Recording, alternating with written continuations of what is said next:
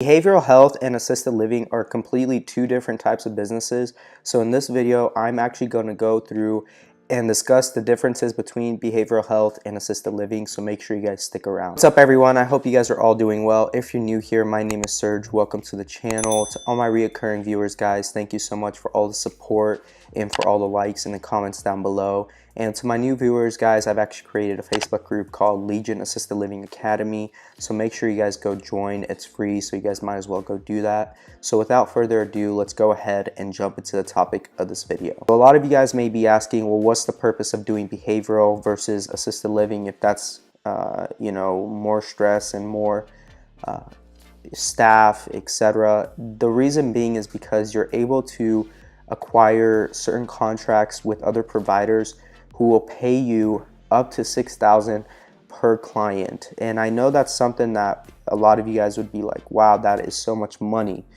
But then again, you got to keep in mind what the expenses are going to be, especially when it comes to the staff and especially when it comes to the certain conversions that you guys got to do. So now I'm going to jump into the screen share of what the state of Arizona requires. It's going to be the initial application or the initial checklist to be able to start a behavioral health. So if you guys are interested and you are in the state of Arizona, this is really going to pertain to you guys more than anybody else in any other state.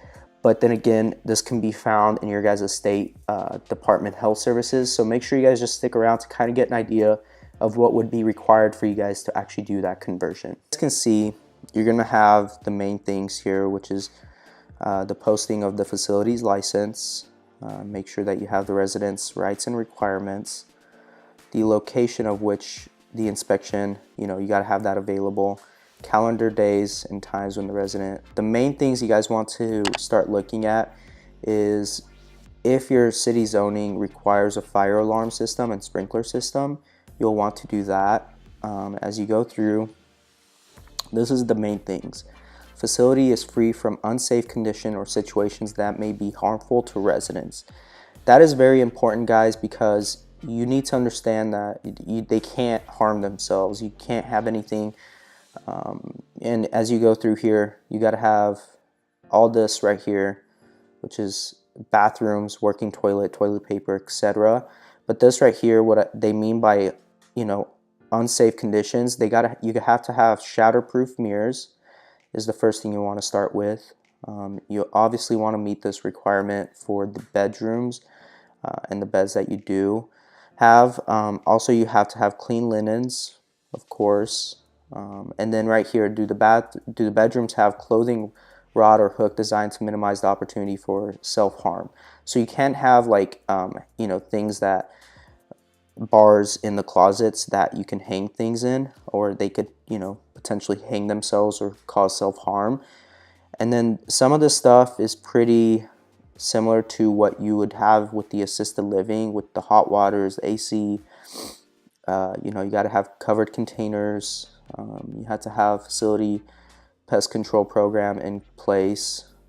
You want to make sure you have that. And then, is there sufficient supply of silverware, utensils, glassware that's in good repair? Is there locked? A lot of this is similar to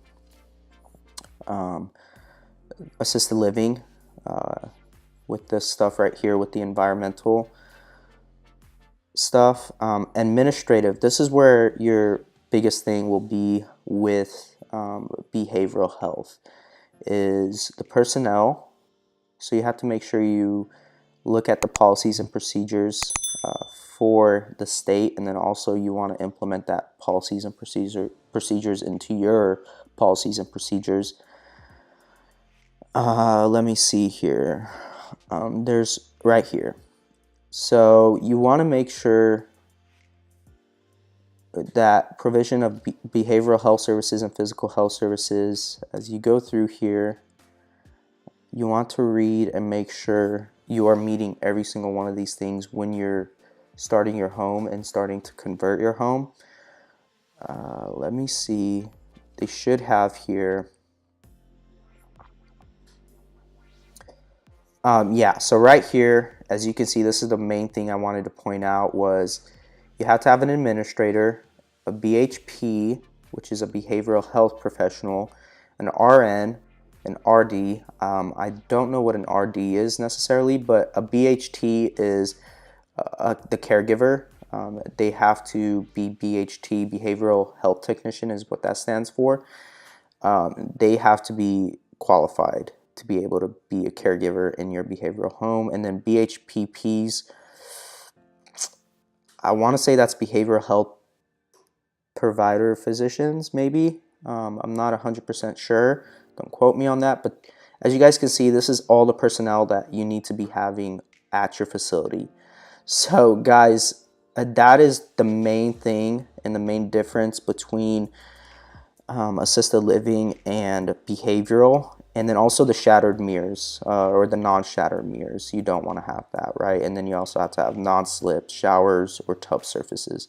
So those are the three main things between behavioral and assisted living, guys. And just know that what's going to happen at this point is you're going to have a higher payroll, which I'll discuss here in the next clip. You guys have seen the checklist. That is pretty much all that you need to do in order to be able to get licensed here in the state of Arizona for behavioral health. Now, the thing that I want to discuss with you guys regarding behavioral health and opening up a behavioral health compared to an assisted living is really your expenses. Your expenses are going to be a lot higher with a behavioral health because of the personnel that you need to hire for behavioral health. Like I pointed out in the screen recording, is that you need to have an RN, a BHP, all your caregivers need to be behavioral health technician qualified to be able to work in the home. So therefore, they're actually going to be paid more because of that qualification and certification that they have for behavioral health.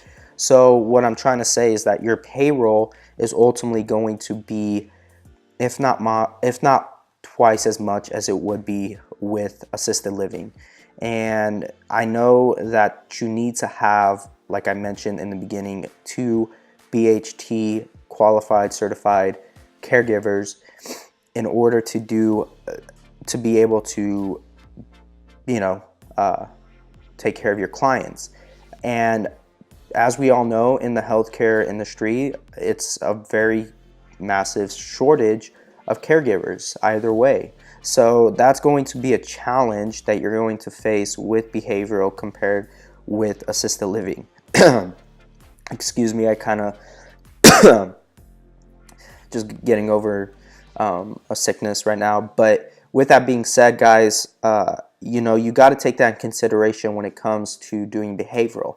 And like I mentioned, with the contracts where you're getting possibly twice as much as you would with an assisted living resident, you have to take in consideration those factors of how much you're going to be paying.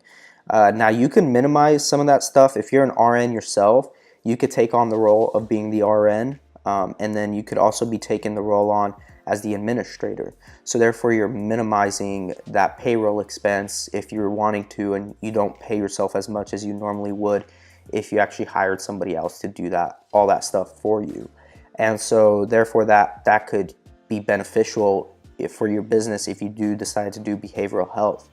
And I know here in the state of Arizona, I don't see a lot of these behavioral health owners, and there's really not that many behavioral health facilities here in the state of Arizona. So, it's definitely not a saturated market.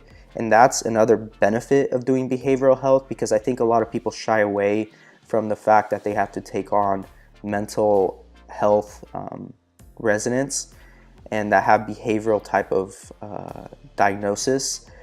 So therefore, a lot of them just shy away because they don't want to deal with the headache of those types of residents. And that's a good thing, for people that are in that industry and are in that niche to do behavioral versus assisted living. And that's why a lot of people just go and do assisted living, because it's a lot easier than it is to try to acquire those contracts, to try to get those caregivers to be able to come work for you. And also, to be an administrator, you can't just be a manager at that point. You have to be an administrator. So you have to go and get that license. So there you go, guys. Hopefully that has been somewhat helpful. and can give you guys some guidance in how to make that decision if you guys want to go down the behavioral route or the assisted living route. If you guys stuck all the way to the end of the video, make sure you guys hit that like button. Make sure you guys go join that Facebook group called Legion Assisted Living Academy. Also make sure that you guys hit that subscribe button, and make sure to go watch all these other videos, guys. They're going to be very beneficial and they'll help you out a lot. And make sure to go watch that playlist as well. And I will see you guys all in the next video. God bless. Peace.